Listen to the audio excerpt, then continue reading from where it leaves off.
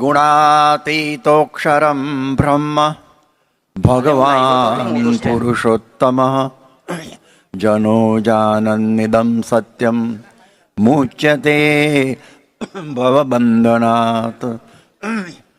વાણી અમૃતથી ભરી મધુસમી સંજીવની લોકમાં, દૃષ્ટિમાં ભરી દિવ્યતા નિરખવા સુદિવ્ય ભક્તો બધા. હૈયે હેત ભર્યું મીઠું જનનિશું ને હાસ્ય મુખે વશું. તે શ્રી જ્ઞાનજી યોગીરાજ ગુરુને નિત્યે નમો ભાવશું. અલમસ્ત જે યોગી તણો શ્રીજી સ્વરૂપમાં વાસ છે, એવા જ સ્વામી યોગ મૂર્તિ જ્ઞાન જીવન દાસ છે. બ્રહ્મ સ્વરૂપ યોગીજી મહારાજના 132માં પ્રાકટ્ય પર્વે મહાશુભ સ્થાન એવા સારંગપુરની અંદર આજે પ્રાતઃકાળની અંદર આપણે એમને આજે ભાવાંજલિ આ યજ્ઞ દ્વારા આપી રહ્યા છીએ. શાસ્ત્રોમાં કહ્યું છે યજ્ઞો વૈ વિષ્ણુ. યજ્ઞ છે એ ભગવાનનું સ્વરૂપ છે અને આપણી જે સંસ્કૃતિ છે ભારતની એને યજ્ઞીય સંસ્કૃતિ એ પ્રમાણે કહેવામાં આવે છે.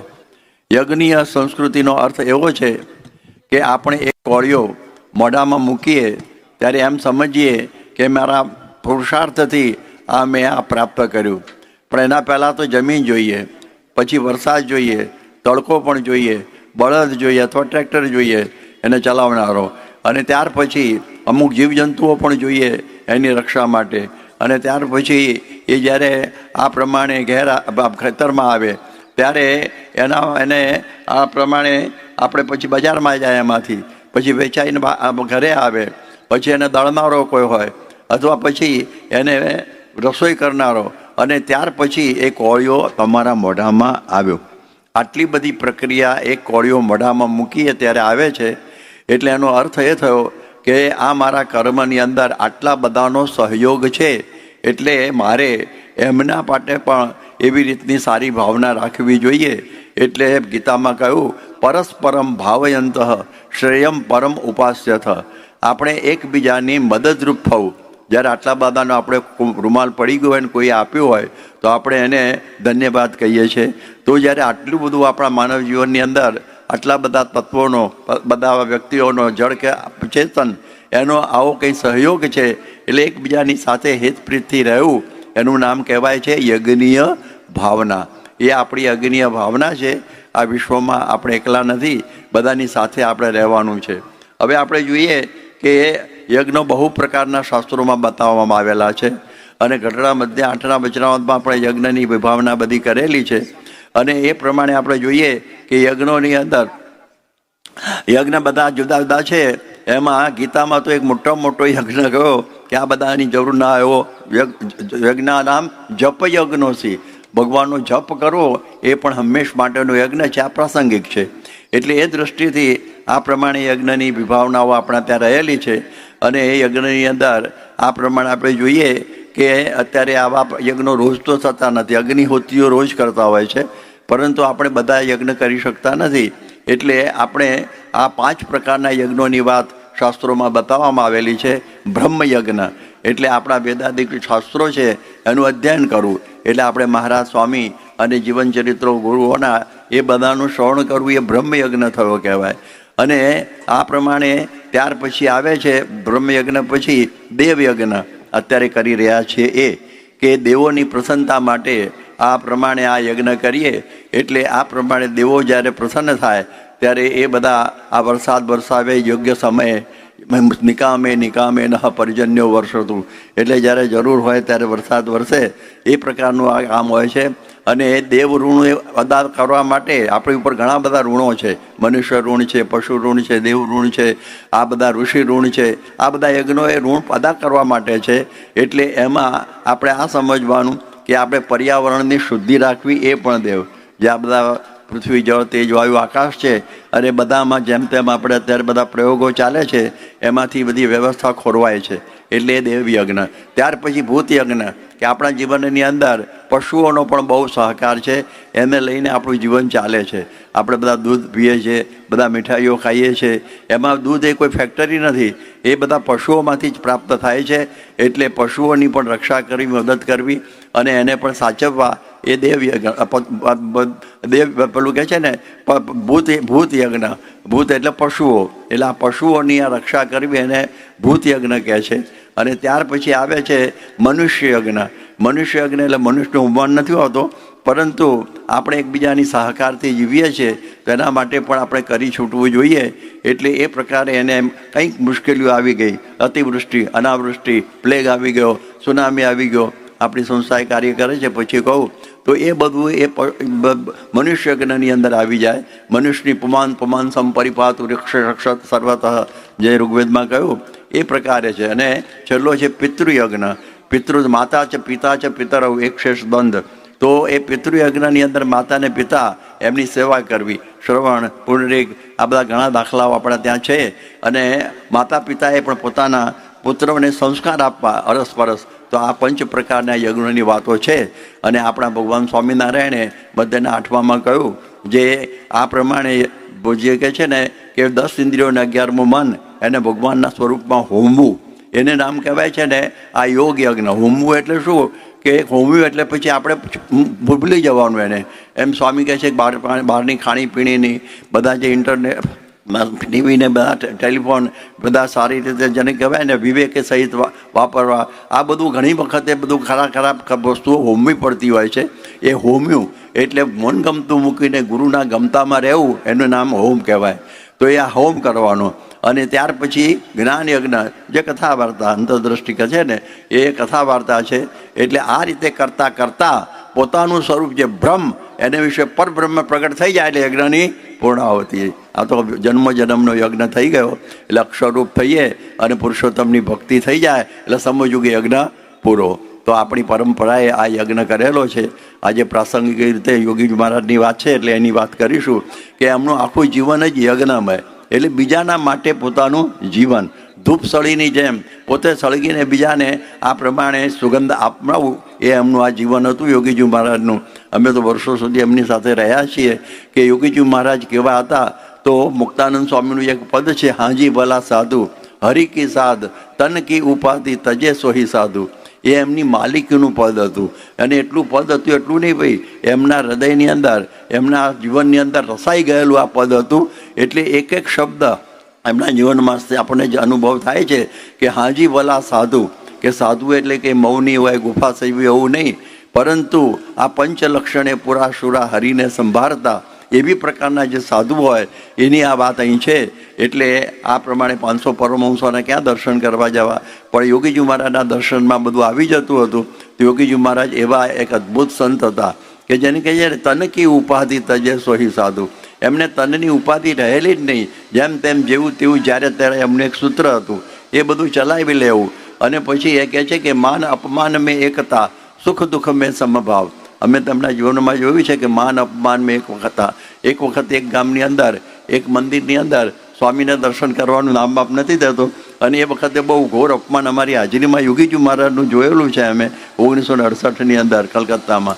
ત્યારે એ સમયમાં સ્વામી કંઈ બોલ્યા નહીં, કશું જ નહીં, અને કોઈ આકારા થતા તેને દબાવી દીધા. તો આ પ્રમાણે માન અપમાન મેં એકતા, સુખ દુઃખ મેં સમભાવ. યોગીજી મહારાજના જીવનની અંદર આ ભાવના આપણને દેખાતી કે બધા ગમે તેવા પ્રસંગોની અંદર એ આ રીતે સ્થિર રહેતા. કારણ કે એમને માન અપમાનમાં ક્યારેક કંઈ સહન કરવાનું આવે. એમના મંડળધારી કેવા ચિત્ર વિચિત્ર હતા કે એમને કંઈ પ્રકારનું બાકી રાખ્યું નહોતું દુઃખ દેવામાં, પણ કોઈ દિવસ એનો અવગુણ લીધો નહીં કે એમને ટોક્યા તો આપણે વધ્યા એમ કરીને યોગીજી મહારાજ પોઝિટિવ એટીટ્યૂડ રાખતા હતા અને એ રીતે વર્તતા હતા જીવનમાં. તો આ પણ આપણા જીવનમાંથી આ શીખાય છે કે બધું ઘણા બધા એમના અપમાન કરી જતા, બધું ગણ કરતા. એમને તો મજૂરોય વળતા હતા કહે છે, તો પણ કશું મનમાં લાવતા નહીં. એવી પ્રકારે આ યોગીજી મહારાજનું આ જીવન હતું. ને આપણા ખ્યાલ છે માન અપમાન મેં એકતા, સુખ દુઃખ મેં સંભાવ. સુખ અને દુઃખ એમાં પણ એમને સંભાવ જ રહેલો. અને એ જ્યારે વાત કરતા હતા કે અમે જુનાગઢમાં રહેતા ત્યારે કેવી રીતે અમારી જુનાગઢની પ્રણાલિકા પ્રમાણે અમે બધું બધી પ્રણાલીમાં રહેતા, એ બધી વાતો પણ અદ્ભુત એમની સ્વામીના જીવનમાં બધી હતી. તો બધા સુખ દુઃખમાં સમે કૃત્વા લાભાલાભ જયા જય એવું કહે છે, એ રીતનું સ્વામીનું સુખ દુઃખમાં એક સરખી ભાવના હતી, એ આપણે પણ જોયેલું છે. એટલે એ પ્રકારે યોગીજી મહારાજને જીવનમાં આ બધું પણ આપણને આ દેખાતું. અને પછી કહે છે કે આ કહે છે લાલચ લોભ હરામ હૈ ગ્રહે ને ગાંઠે દામ. એમને કોઈ પણ પ્રકારની પોતે જ એક શબ્દ બોલતા, એવી કોણ વસ્તુ છે આ ભૂમાં જેમાં લોભે જે લોભ્યો પ્રભુમાં. જે ભગવાનમાં લોભ્યો હોય એને દુનિયાની કોઈ પણ ચીજ લોભ પમાડી શકતી નથી. એમને કોઈ સારી પેન આપે તો પણ પાછી આપી દેતા. એમને કોઈ પણ વસ્તુની અંદર અપેક્ષા રહેતી જ નહીં, એ આપણે જોયેલું છે કે સારી વસ્તુઓમાં એમને હંમેશા અરુચિ એ રહેતી. એક વખત મને બરાબર યાદ છે કે 1970ની અંદર અમે આફ્રિકામાં હતા અને મોમ્બાસાની અંદર યોગીજી મહારાજ ત્યાં પટેલ સમાજની અંદર સભા કરીને આરબી પંડ્યાના બંગલામાં એમની મોટરમાં આવતા હતા. પોર્ચમાં મોટર ઊભી હતી અને બહાર નીકળ્યા, પગથિયા ચડીને ઉપર જવાનું હતું. મારો હાથ પકડેલો અને પછી સ્વામી એકદમ કેફમાં આવી ગયા કે ચલો શું જોઈએ છે તમારે? ધાબળી જોઈએ છે, પેન જોઈએ છે, કંઈ નોટબુક જોઈએ છે, હું બધું મંગાવી આપું. એટલે મને બધું કેમ તો ગભરી ગયો એકદમ આવું કહ્યું. એટલે પછી મેં સહેજે પૂછ્યું સ્વામી શું લેવા જેવું છે? પછી સ્વામી મારો હાથ પકડીને કહે ભગવાનની મૂર્તિ સિવાય કશું લેવા જેવું નથી, હાલો. એટલે એ કહે છે ને કોઈ વસ્તુમાં એમને આકાંક્ષા આપેલું જ નહીં, બધું આપી દે, આ લાલચ લોભ નહીં, એવી પ્રકારનું સ્વામીનું આ જીવન. એમને કોઈ પ્રકારનો એક વખતે કોઈ મહારાજ જરા માંદા પડી ગયા, ત્યાર પછી બધા કે શું થયું? શાસ્ત્રીમાં કંઈ થયું નથી, આ તો અમે ટ્રેનમાં આવતા હતા અને એક બાવો પૈસા ગણતો હતો અને જોઈને અમને તાવ ચડી ગયો છે, હવે હું દવા કરવાની. એટલે આવી પ્રકારનું બીજો પૈસા ગણે એવામાં આવે તો પોતે તો રાખે ક્યાંથી ભાઈ. એટલે કોઈ પણ પ્રકારનો લોભ એમને નહીં, કોઈ પણ વસ્તુ મંગાવવાની નહીં. એ કહે છે મેં કોઈની પાસે માગ્યું નથી. અને આ કુબેરભાઈ જેવા પણ કહેતા કે જોગી એ સારા ખરા કે 100 જેવી વસ્તુ પણ ગુરુ પાસે દ્વારા જ મંગાવવાની કંઈ જરૂર હોય તો, બાકી એમનાથી જરૂર જ નથી હોતી. એટલે એ દૃષ્ટિથી આ બધા કહેતા તેથી મને મારા ઉપર બધાને હેત થાય છે એવું સ્વામી વાત કરતા. તો આવી રીતે એમને કોઈ લાલચ નહીં, કોઈ લોભ નહીં. અને એની સાથે લાલચ ગ્રહે ને ગાંઠે લોભ હરામ હે ગ્રહે ને ગાંઠે દામ. હવે ભગવાન જેની પાસે હોય એને પૈસાની શું જરૂર હોય? એટલે એમને એ તો કંઈ હતું જ નહીં. એટલે એ પ્રકારની એવી જીવન નારી નાગિણી સમતજે રટે નિરંતર રામ. એક વખતે જ્યારે નાના હતા ત્યારે એ વખતે છોકરાઓ જેવી તેવી વાતો કરતા એમાં રસ ના લે. એક વખતે એમના માતુશ્રી પુરીબાએ એને કહ્યું કે ઝીણા મારે તારા લગ્નનો લાવો લેવો છે. ત્યારે એમણે કહ્યું કે જો બા તમે મોટા ભાઈ એટલે કમળસિંહ ભાઈ, મેં એમના દર્શન કરેલા સૌથી મોટા ભાઈ, એનું તો બગાડ્યું, મારું શું કામ બગાડો છો? તો આવી પ્રકારે એમને એનો રસ જ નહીં, એ આપણને આ અનુભવ થયેલો છે. એટલે નાનપણથી જ એમને આ પ્રકારે બ્રહ્મચર્યની ભાવના હંમેશા રહેતી. અને આ રીતે આગળ તમે જુઓ કે એક વખતે એક સ્વામી ત્યાં હતા, ત્યાં નૈરોબી, અને એ વખતે સ્વામીને કંઈક આગળ કંઈક કંપાલા તરફ જવાનું હતું અને એરોપ્લેનમાં બેસવાનું હતું. હવે એરોપ્લેનમાં થોડા મોડા પડ્યા હશે અને બધા પેસેન્જર બેસી ગયા, સ્વામીની આગળ સીટ હતી. એટલે હવે સ્વામી હવે આ તો 2 માણસો બોલે, હાવ ગાંડો હોય એને બોલે, એને બધી છૂટ હોય બોલવાની, અને ખરેખર જેને ન થતો હોય બોલે. બાકી આપણા જવાન, અમારા જવાન, મારા જવાને આ પ્રમાણે કહેવાનું હોય તો બહુ ગભરામણ થાય બોલવું. સંકલ્પ ન થયો એટલે કેટલી કક્ષાની વાત કહેવાય. નિયમ પાડવા પ્રયત્ન કરીએ આપણે, પણ સંકલ્પ ન થાય તો બહુ ઊંચી કક્ષાની વાત. યોગીજી મહારાજનું બ્રહ્મચર્ય આવું જબરજસ્ત બ્રહ્મચર્યની મૂર્તિ એવા હતા. અમને બધાને વાત કરતા અમારા જીવનમાં ઓછું વધતું આવ્યું છે, એટલું બધું નથી એમની પ્રમાણે કે જો ગમે એટલું ભણ્યા હોઈએ તો ભણતર નિષ્ફળ, તમે ગમે એટલો ત્યાગ રાખ્યો હોય ત્યાગ નિષ્ફળ, જો એક બ્રહ્મચર્ય ના હોય તો આવું બાપા બોલતા. એટલે આપણે એમાંથી એમ નવે લાગે કે શું અંતરની ભવક હતી. અત્યારે મેં જિંદગીમાં આવા પુરુષ આપણે જોયા નથી જેને આવા બ્રહ્મચર્યની મૂર્તિ જેવા એવા પ્રકારના લાલચ લોભ હરામે ગ્રહે ન ગાંઠે દામ. નારી નાગિણી સમતજે રટે નિરંતર રામ. અખંડ ભગવાનનું ભજન, અખંડ ભગવાનનું ભજન આપણે બધું જોયું છે કે સ્વામિનારાયણ સ્વામિનારાયણ આપણે ગીતામાં વાંચ્યું ને, એમાં કહે છે ને કે ભજન કરી લેવું 24 કલાક સ્વામિનારાયણ સ્વામિનારાયણ. બીજું ખાવું પીવું ક્યારે? તો 24 કલાક ભજન કરી લેવું. અને કહે છે ને કે શ્વાસો શ્વાસ ભજન જડ લાગી તૂટ ન દે તન દોરા, નાથ છબી નયનન મેં રાખત જૈસે ચંદ ચકોરા. આવી પ્રકારનું સ્વામીનું જીવન આપણે ભજન અનુરાગી હતા. અખંડ ભજનની અંદર હંમેશા રહેતા યોગીજી મહારાજ. એટલે એક પ્રકારનું આમનું જીવન. પછી કહે છે મઠન બાંધે મમતા કરી શઠતા કીની ત્યાગ. એમને મઠ બાંધવાનું હતું જ નહીં. સભા મંડપની અંદર એક કોથળો પાથરી અને હોઈ જતા. હવે એને મઠ ક્યાં બાંધવાનો રહ્યો? કે જેનું સ્થાન ભગવાનનામાં હોય એને બીજું સ્થાન શોધવાનું શું હોય? એટલે જેનું આસન ભગવાન જ છે, જેનું નિવાસ સ્થાન ભગવાન જ છે, તો એવી રીતે આ રીતે સ્વામી સૂઈ જતા. એટલે કે છે કે ત્યાગે હવે આગળ આવે છે કે મઠને માધે મમતા કરી શઠના કીની ત્યાગ. એમને કોઈ દિવસ ખટપટ આવડે નહીં. એવી રીતનું કે મારું એક અંગ જ નહીં, અને અમુક ખટપટમાં એક્સપર્ટ હોય છે. એક વખતે સ્વામી શાસ્ત્રીજી મહારાજ મુંબઈમાં હતા અને સારંગપુર મંદિરની કંઈક સેવા હતી. એટલે છગનભાઈને કહેવાનું હતું. એટલે યોગીજી મહારાજને શાસ્ત્રીજીએ કહ્યું કે જોગી તમે જો છગનભાઈ સાંજે આવે ને તો એટલે સ્વામી તમારા માટે શાસ્ત્રી છગનભાઈને હેત છે, તમારા માટે છગનભાઈને હેત છે. એટલા માટે છગનભાઈ સાંજે આવે ત્યારે તમારે કહેવું કે આ સારંગપુરની સેવા તમે કરો. એટલે સાંજે છગનભાઈ આવ્યા એટલે યોગી બાપાએ કહ્યું આ વસ્તુ છે ને કૌંસમાં રાખવાની હોય. જેમ કે તલવાર કાઢીને એમ હોય ને નાટકમાં, તો પછી બોલવાનું ના આવે તલવાર કાઢીને હું શું સમજાય છે, ખાલી એક્શન કરવાની હોય. એટલે એ પ્રમાણે યોગી મારા એવા ભોળા એને કહ્યું મને શાસ્ત્રી મહારાજે એમ કહ્યું છે કે તમને મારા માટે એ છે, એટલે આપણે સારંગપુરની સેવા. છગનભાઈ તો હોશિયાર માણસ, બહુ ચકોર, હસવા માંડ્યા કે કંઈ ને કંઈ હું શાસ્ત્રી મહારાજ મળીને આપણે સેવા કરી દઈશ. પણ હા હોય એવા ભોળા, આ કહેવાનું ના હોય, આપણે ખાલી કંઈ સીધી વાત જ કરવાની હોય. પણ આ કે મને આવડે નહીં પાછું, અને આવડવાનું એ તો ખૂબી જાય ને, ઘણા એની અંદર ડિલીટ હોય છે. તો આ પ્રમાણે એવી રીતના યોગીજી મહારાજ કહે છે ને કે શઠના કીની ત્યાગ કબહો ક્રોધ ન ઉપજે. યોગીજી મહારાજ કહે કે અમારી દુકાનમાં ક્રોધ મળે નહીં, અને આપણે જથ્થા પણ વેપારી, એટલે એમની દુકાનમાં ક્રોધ જ નહીં. એવી પ્રકારના યોગીજી મહારાજ હતા. એક વખત આણંદની અંદર યોગીજી મહારાજ કંઈક ધ્યાન કરવા બેઠા હતા 3:30 વાગે, ને મહંત સ્વામીની એક જોડે છે વિચિત્ર જયદેવ, અને મોવાયા એને છે ને સ્વામીના માથા ઉપર કેળાની છાલ મૂકી ગયો. બધા ઘણા વિચિત્ર હતા એમના મહેમાનો એક આ. એટલે સ્વામી બાજુ મૂકી દીધી અને જાણે કંઈ થતું નથી, બેસી ગયા. નહીં તો આપણે તો કેટલું કરી નાખીએ, કોણ હતો એ, એવું થાય. એક વખત ગોંડલમાં મુંડન કરવાનું હતું અને વાળંદ આવેલો, અને પછી અડધું મુંડન થયું કે એનો છોકરો ગામમાંથી આવ્યો, એના બાપાના કાનમાં કંઈ કહી ગયો. એટલે એનો બાપ ઉઠીને સ્વામી આવું છું, કંઈ કામ હશે.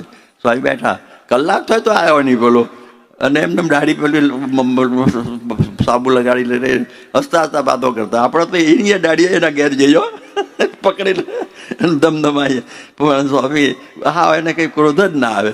એટલે જે કહે છે ને ક્રોધ ભૂલમાં પણ આપણે એમના જીવનમાં જોયો નથી. મારો વાલીડો, મારા ગુરુ, એ બોલવાની સ્ટાઇલ, આમ કંઈક ભૂલ થઈ હોય તો આપણે ગરમ થઈ જઈએ, પણ એ સ્વામી એવી રીતે સરસ રીતે વાત કરે ને, એ પહેલાંને કંઈક લાગી જાય ને કંઈ આમ ખોટું પણ ના લાગે. એટલે કે છે પઠના બાંધે મમતા કરી શઠના કીની ત્યાગ કબહુ ક્રોધ ન ઉપજે સો સાચા વૈરાગ. સ્વામી આવા વૈરાગ્યશીલ હતા, આપણને ખ્યાલ છે. આગળ કહે છે કે ત્યાગે તીખા તમતમા. એ જ્યારે જુનાગઢમાં હતા ત્યારે છે ને જુનાગઢમાં સવારે તો કંઈ ખાવાનું હોય નહીં, બપોરે રોટલા અને બાજરાના રોટલા અને અડદની દાળ એટલું જ બને, અને સાંજે ખીચડી કઢીને અથાણું કંઈક હોય તો એ પ્રમાણે એવી માંસના પછી દાળાના જ ગરમણ એવું એવી રીતે રસોઈ થાય. અને પછી કોક દાળો, યોગી બાપા કહેતા કે કોક વખત છે ને ગરમાળાની રસોઈ. ગરમાળું એટલે શું, પેલું લોટ હોય ને એની અંદર ગોળ અને પેલું પાણી નાખીને ખાય, ગરમાળું કહે છે. કંઈક રોટલી સાથે ખાય બધા. કોક વખત કંસારની લાડવો કોક વખત થાય, આવું કહેતા યોગી બાપા. જુનાગઢમાં કંઈ થતું જ નહીં એવું. અને કોક વખત એવી રસોઈ આવી હોય અને સ્વામીને ખબર પડી જાય, રસોઈ તો ખબર પડે ને પતલા દાડામાં આવતી હોય, એટલે તો એ દિવસે ઉપવાસ કરી નાખે. એ દિવસે ઉપવાસ કરીએ. અને આપણે શું હોય કે આપણે પાક્કો કર્યો કે આવતીકાલે ઉપવાસ છે જ, પણ આપણે પસાર થતા હોય એમ રસોડા આગળથી ને સરસ મજાની સુગંધ આવતી હોય તો કે ક્યાં કોઈએ જોયું છે આપણે ઉપવાસ આવતીકાલે. તો યોગીજી મહારાજ એ ટાઈપના હતા. સ્વામીના દર્શન પણ કરતા જજો અને અમારી વાતે સાંભળતા જજો. અને એ પ્રમાણે આવી રીતે આ યોગીજી મહારાજનું જીવન ત્યાગે તીખા, બબ્બે ઉપવાસ સાથે કરતા, હંમેશા બબ્બે ઉપવાસ. કંડકૂટના દિવસમાં લોધિકામાં ઉપવાસ ખેંચી કાઢેલો એમણે. એવી પ્રકારનું એમનું જીવન. મને યાદ છે કે એક વખત અમે 1958માં બોચાસણમાં હતા અને સ્વામી અમને બધાને પૂછતા તમને શું ભાવે શું ભાવે શું ભાવે. અમે અમારી રીતે જે હતું બધું કહી દીધું. અને પછી સ્વામીને કહ્યું તમને શું ભાવે? કે ઠાકોરજીના થાળમાં જે આવે ભાવે. યોગીજી મહારાજ એક વખત મુંબઈમાં હતા અને પ્રતાપસિંહ ઇનામદાર વલાસણવાળા એમના ઘેર જમવાનું હતું અને એ વખત તુરિયાની કઢી કરેલી અને એમાં તુરિયા કડબા આવી ગયેલા અને પછી તો સ્વામીની કઢી પીરસી તો જમી ગયા. બી સારી લાગે છે બીજે આપી હશે કોકને કે પી ગયા એટલે. અને પછી જ્યારે પ્રતાપસિંહ જમવાનું થયું, ઓ બાપા આવી કે ઠાકોરજીના થાળમાં આવે એટલે અમે બોલ્યા નહીં. આ યોગીજી મહારાજનું જીવન કે કોઈ બોલવાનું જ નહીં કે એમ આવું બધું થયું, કોઈ પણ પ્રકારની ફરિયાદ જેવું કંઈ નહીં. એટલે આ પ્રકારે કહેવાય છે ને રસના ભોગ વિલાસ. કોઈ દિવસે એમને રસદાઓનો વિચાર આવ્યો જ નથી. આપણે તે બહુ નવી જેવું લાગે કે જેમ તેમ કહેતા ને જવાય ચલાવી લેવું. અને મુક્તાનંદ સો સંતકુ, હવે નજીક થાય ચંદ્રજી કહેવી રહ્યા મુક્તાનંદ સો સંતકુ સદા રહત હરિપાસ. એક વખત મુંબઈની અંદર અમે બધા હતા અને એ વખતે ભવન્સ જર્નલ ભારતીય વિદ્યા ભવન તરફથી બહાર પડે છે, હજી ચાલે છે. હવે એમાં એક સિરીઝ શરૂ થઈ ગઈ કે હાઉ ગોડ કેમ ઇન ટુ માય લાઈફ, કે ભગવાન મારા જીવનમાં કેવી રીતે આવ્યા. તેવા બધા ત્યાગી ગૃહી જે બધા કંઈ હતા મહાત્માઓ એમના બધા લેખો બધા એમાં છપાતા. એટલે યોગી ઈશ્વરચરણ સ્વામીનો શુભ વિચાર આવ્યો કે યોગી બાપાને પૂછ્યું કે સ્વામી તમે અમને કહો હાવ તમારા જીવનમાં ભગવાન કેવી રીતે આવ્યા, તો અમે એની ઉપર લેખ તૈયાર કરી દઈએ અંગ્રેજીમાં, માઉસ જનરલ ઇંગ્લિશમાં આવતું હતું. અને પછી અમે ત્યાં મોકલીએ. ત્યારે સ્વામી એક શબ્દ જ બોલ્યા, અમારે તો અખંડ ભગવાનનું દર્શન છે, અખંડ ભગવાન છે. હા, આવવાનું કેવું હોય, આવવાનું હોય એને લખવાનું હોય ને how God came to my life. તો જેને કહે છે ને અખંડ ભગવાન જેના હૃદયમાં બિરાજમાન હોય આ યોગી બાપા. તો યોગી બાપાના પદની આપણે વાતો કરી, એક એક શબ્દ એમના જીવનમાં બરોબર લાગુ પડે છે. એમનો તમે જુઓ ને થાપો લોકો ભૂલી શકતા નહીં, પ્રેમનો થાપો. એવા પ્રેમથી થાપો આપતા કે જેનું જીવન જ બદલાઈ જાય આખું. એવી રીતના યોગીજી મહારાજ હતા. અને કહે છે કે જેમ વિષ્ણુ સહસ્ત્ર નામમાં કહ્યું ને અમાની માનદો માન્ય, એકદમ નિર્માનીપણાની વાતો સાંભળી.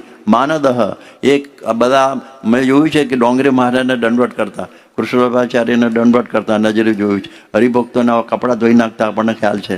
તો અમાની માનદહ અને માન્ય એટલા માટે બધી જગ્યાએ માન્ય થાય. અમાની થાય એ અને બીજાને જે માન આપે એ બધામાં માન્ય થાય. એટલે આજે જુઓ કૃષ્ણ શંકર શાસ્ત્રી કહેતા કે યોગીજીમાં એવો કયો ગુણો હતો કે શોધવો પડે, આપણે શોધવો પડે. કોઈકને બે શબ્દ બોલવા હતા મારા તો કેટલું શું હશે, મારા બાપુથી જ ભરેલો હું બોલવાનું. તો એવી રીતનું યોગીજી મહારાજ માટે કહેતા.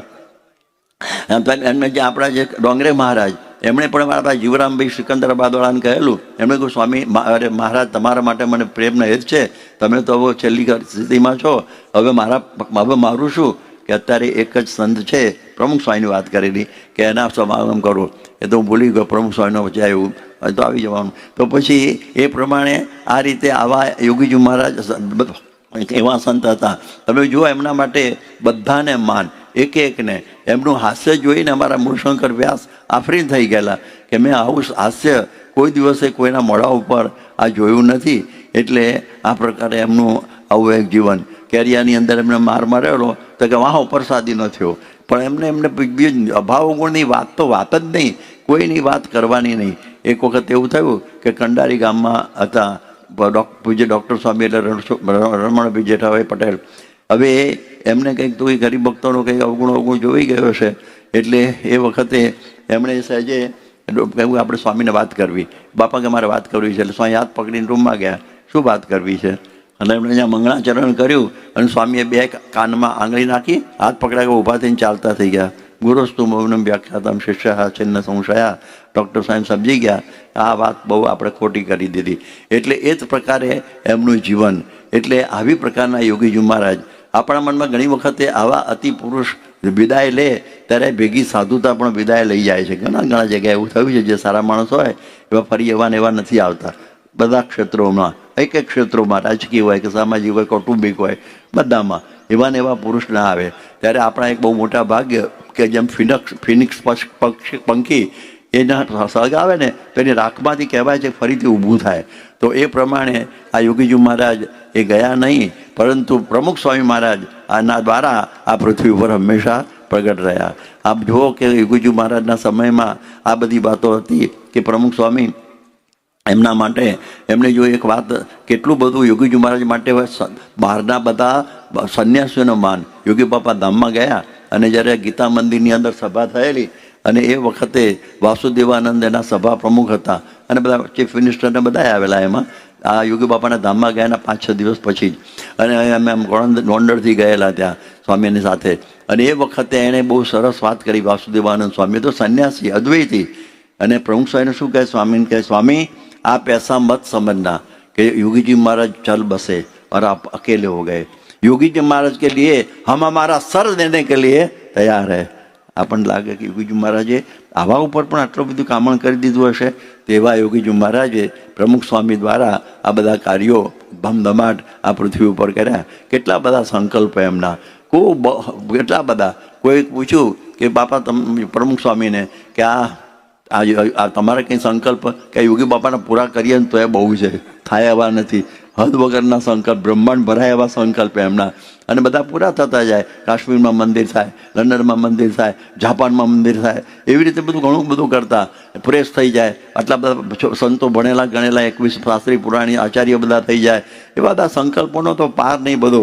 અને આખું આ બધા આટલા પત્રિકા 1 લાખ થઈ જાય, થઈ ગયેલા.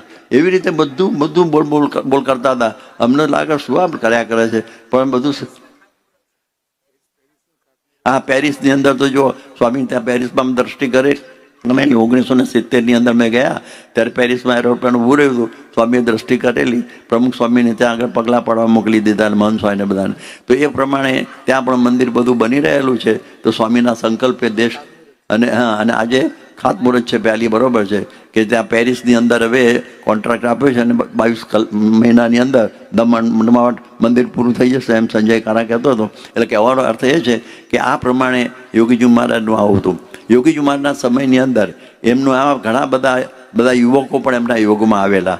મને યાદ છે કે અમે બધા ફરતા વેકેશનની અંદર, અને એમાં એક વસ્તુ આવી બની ગઈ કે જબલપુરની અંદર અભ્યાસ કરતા જે વેણુભાઈ મણિભાઈ પટેલ, હવે તદ્દન એ તો પેલા શું કહેવાય ક્રાઇસ્ટ ચર્ચ સ્કૂલની અંદર ભણતા, એટલે ખ્રિસ્તી રંગ એમના પણ ખરું. અને કોઈ સત્સંગ પ્રત્યેનો કે એટલો બધો ભાવે નહોતો, કંઈ જ નહીં. એક વખત એક છોકરાએ પૂછ્યું કે સ્વામી તમારા બાળપણના પ્રસંગ. અરે મને 18 વર્ષે તો સત્સંગ હતું, હું બાળપણની વાત કરું, ચાલ બીજી વાત કર. એટલે આ પ્રમાણે આવી રીતે એમને કોઈ વખતે રંગ જ નહોતો. મણિભાઈ તો પાકા સત્સંગી, પણ એની અસર થયેલી નહીં. અને પછી જ્યારે એમના દેશકાળ પ્રમાણે પાછા આણંદમાં આવવાનું થયું અને એક વખતે યોગી બાપા આવે ત્યારે બીજા દાદરે ઉતરી જાય. એક વખત કંઠી પહેરે તે તોડી નાખી. આવા સ્વામી કે બહુ સુરવીર, બહુ બળિયા, એવી પ્રકારનું એમનું જીવન હતું. અને એક વખત તળાવની પાયે બેઠેલા ગોયા તળાવની, અને યોગી બાપા નીકળ્યા પોટલા લઈને કે કરમસદ જવાનો છે. અને એમને શું હા પોટલા ઉપડાવશે સાધુ તો. પણ સ્વામી કે કોઈ કર્યું નહીં અને કહ્યું કે બોલવી ચાલ્યું માફ કરજો. બસ આ ટર્નિંગ પોઈન્ટ કહે છે જીવનમાં.